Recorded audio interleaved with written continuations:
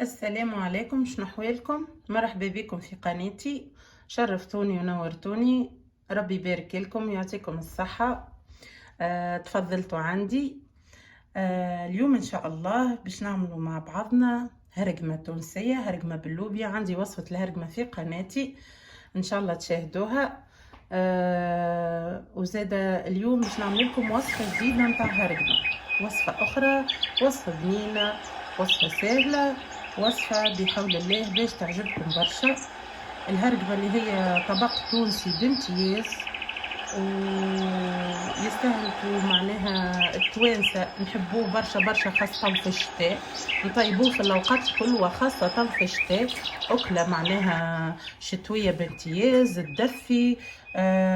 فيها كلها منفعة وعناصر معناها مفيدة برشا برشا للصحة، للعائلة الكل، للكبار وللصغار.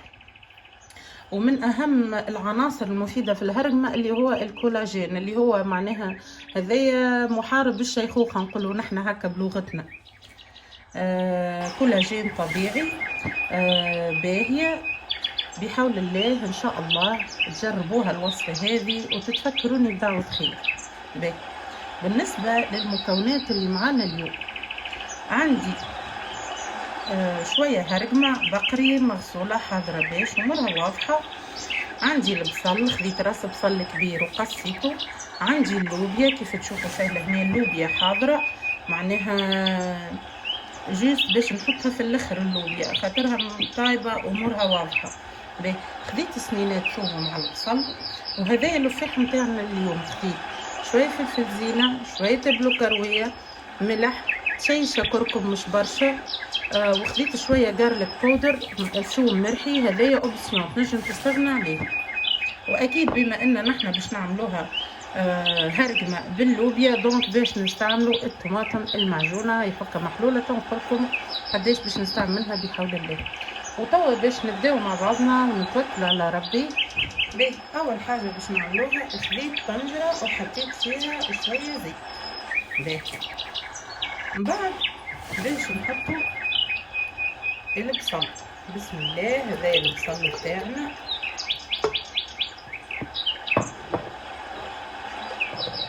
وباش نحطوا الهرقمه، بسم الله. حطيناها مع بعض. هذه وصفه سهله، وصفه بنينه، اللي يذوقها بحول الله باش يعاود منها. حطينا هكا باش ناخذوا الطماطم المعجونه. طماطم معجونه خليها تنشفوا مغرفه كبيره، طماطم معجونه. نزيد عليها شويه خاطر مغرفتي صغيره، انا المغرفه اللي عندي ماهيش معناها مغرفه كبيره. باش نحطوا لفاحات سلفي من هكا. نحن عاد المراه التونسيه واي مراه نتصور نحبوا هكا الوصفات السهله وفي نفس الوقت البنينه اللي ما تاخذش معناها برشا مجهود. اذا كنتوا تشاهدوا القناه اول مره، ان شاء الله نتمنى تشرفوني بالاشتراك نتاعكم، تضغط على الجرس باش يجيك اي فيديو جديد باذن الله نهبطو يخلصلكم، وتعملوا لي لايك، شجعوني باللايك. ربي يبارك لكم الناس الكل يا رب العالمين. شفتوا ما سهلها البنات، اسهل من هكا ما فماش.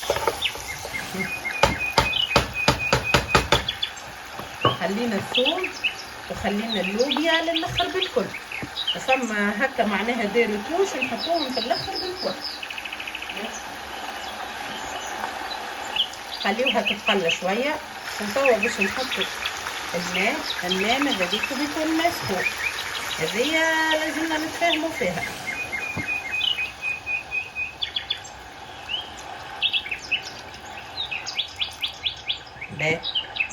وتوا باش نعملولها، باش نعطيوها تحريكه باش المكونات تدخل في بعضها.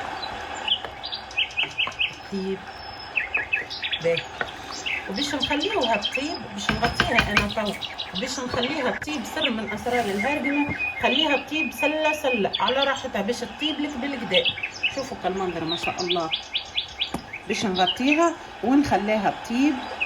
اقعدوا معايا ما تبعدوش بعيد باش تشوفوا ابن وصفة متاع هرقمة. وهذه الهرقمة متاعنا ما شاء الله صايت بريسك طابت.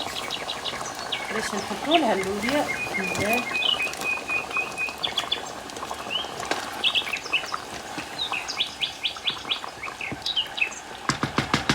اللوبيا فلفل طايبة نورها واضحة. استيوس تزيدها بن على بن ما شاء الله. هكا سنينات الثوم هذوكم باهي. ويجع اخرى هكا قريم فلفل اخضر باش نغطيها ونخليها تاخد غلوة ونوريكم الطبق النهائي. وهذه الهرقمة متاعنا حضرت ما شاء الله تبارك الله. نودكم وما نشهيكم.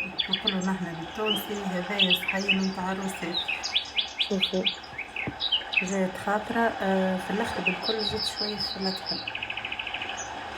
شوفوا ما شاء الله جات خاطرة ما نحكي لكم شو البنة ما شاء الله اللهم بارك. صحة وبالشفاء للي باش ياكلها بالحق وصفة تستحق التجربة. شوف ما شاء الله تبارك الله. الهرقمة طايبة في حقها. خليت على راحتها سلة جيت بنينة وسيبتك النكهة والمقويات متاعها والبنة عالمية بصراحة. هي هرقمة ما شاء الله اللهم بارك. واكيد معاها اخدي زيت ديالي نودكم ومن جهيكم. وربي يبارك لي ويبارك لكم الناس الكل. وربي يدوم علينا وعليكم النعمة ان شاء الله. تجربوها ان شاء الله بحول الله باش تعجبكم. واستنوني باذن الله في فيديو اخر. بسلامة.